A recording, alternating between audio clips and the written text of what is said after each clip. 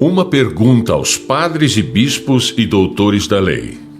Eu pergunto aos senhores sacerdotes e bispos do mundo inteiro: e a violência que assola o nosso país e o mundo? Diz a Sagrada Escritura, São Mateus 10, 29, que tudo o que acontece na terra é com sua permissão. E quando os homens reconhecerem estas verdades, tudo poderá ser resolvido.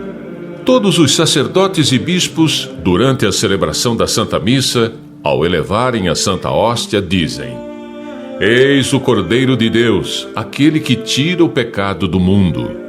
Eu não tenho dúvidas. E os senhores creem nisso também? Ou os senhores dizem que isto é apenas um símbolo? Agora vai a minha pergunta. Por que a cada dia que passa, os pecados do mundo, assim como todo tipo de violência, crimes hediondos, doenças e abortos, vendavais e tufão, estão aumentando dia após dia? O Cordeiro de Deus já não mais está tirando os pecados do mundo? Não será porque o próprio homem e os padres estão fazendo tudo errado, desde o dia em que modernizaram e mudaram o ritual da Santa Missa após o Concílio Vaticano II? Hoje estão recebendo as suas recompensas ao querer fazer as suas vontades e não as de Deus. Por acaso não será porque as maiores violências são os seres humanos que cometem contra o Cordeiro imolado? Ele está permitindo que todas essas tragédias atinjam o homem, a fim de que possam reparar os erros aqui na terra? E aqui seguem as maiores violências que o homem comete contra o Cordeiro imolado. Filipenses 2, 9 e 10. Se ao nome de Jesus se prostam de joelho, quanto mais na Santa Hóstia consagrada, como Cordeiro imolado. E como vai ser para esses que deveriam dirigir o povo para dar o respeito ao Cordeiro imolado e não o fazem?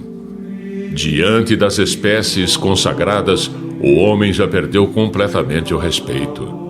Qualquer um pode chegar com suas vestes indecentes, por mais imundas que sejam, sendo que nenhuma autoridade na terra permitiria que chegasse perto deles.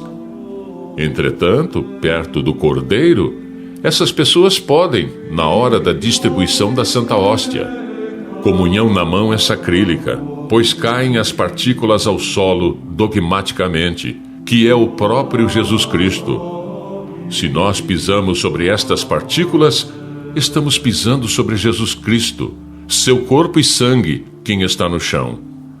Então, se nós pisamos sobre estas partículas, estamos pisando sobre Jesus Cristo. Sim, vamos repetir. Estamos calcando Jesus Cristo sob nossos pés. Ninguém, repito, ninguém deve arriscar o corpo de Cristo a ser pisoteado e profanado. Isso é feito dando uma única comunhão na mão. Quanto mais aumentar a quantidade de fiéis que tocam nas espécies consagradas, podem esperar que muito mais aumentem todos os tipos de castigos e violência, e a terra ficará insuportável de se viver. Ó sacerdotes, a vossa obrigação é zelar pela casa de Deus, como está escrito em João 2,17. O zelo de tua casa me consome. E em Jeremias 48:10, maldito aquele que faz com negligência a obra do Senhor. Vejam, senhores sacerdotes, os representantes de Cristo, vocês estão permitindo a retirada dos sacrários do centro das igrejas. O sacrário foi relegado para longe do altar, em capelas laterais, em cantos escuros. Ele é o dono da casa. Ele deve estar em evidência. Antes da reforma litúrgica, o sacrário ficava unido ao altar, no centro do presbitério. Hoje tiraram o sacrário do altar e do centro do presbitério e jogaram-no em uma sala qualquer, que geralmente fica escondido do povo e que chamam de Capela do Santíssimo. E quando não colocaram o sacrário em alguma sala, simplesmente colocam-no do lado do altar, jogando-o para escanteio, literalmente. O lugar de Cristo, Santíssimo Sacramento, É no centro do presbitério, no lugar de honra da igreja. E ele deve estar unido ao altar, porque é lá que o sacrifício de Cristo acontece. Assim como ele não fugiu do altar no Calvário, não devemos tirá-lo do lugar onde o seu sacrifício é atualizado para a nossa salvação. Tirar Cristo do altar é como tirar a cruz de Cristo. E nós, leigos, também vamos ser cobrados por aceitar este modernismo e profanação na casa de Deus. Agora chegou a hora de escolhermos em qual lado do muro queremos estar, se do lado de Deus ou do lado do inimigo. Leia com atenção esta passagem, Lucas 4:13. Este é o momento oportuno que o inimigo quer te enganar.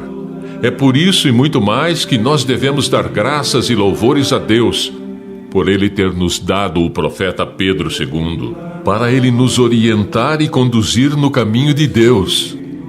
Diz a Sagrada Escritura que Deus nada faz sem revelar seu segredo aos profetas, seus servos.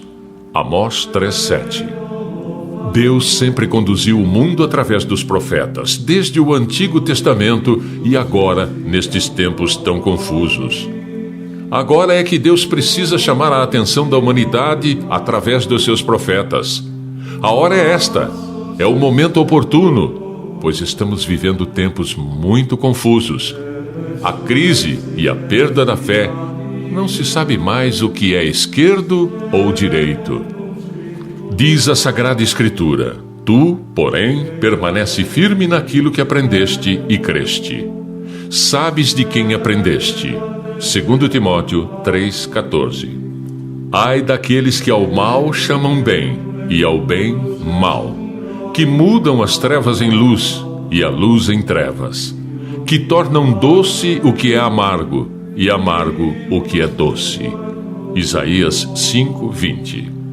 Vamos pedir a nossa Mãe, Maria Santíssima, ela que é Rainha do Espírito Santo, para nos conduzir a todos aqueles que ainda têm dúvida desta tão grande obra divina, a Palavra Viva de Deus.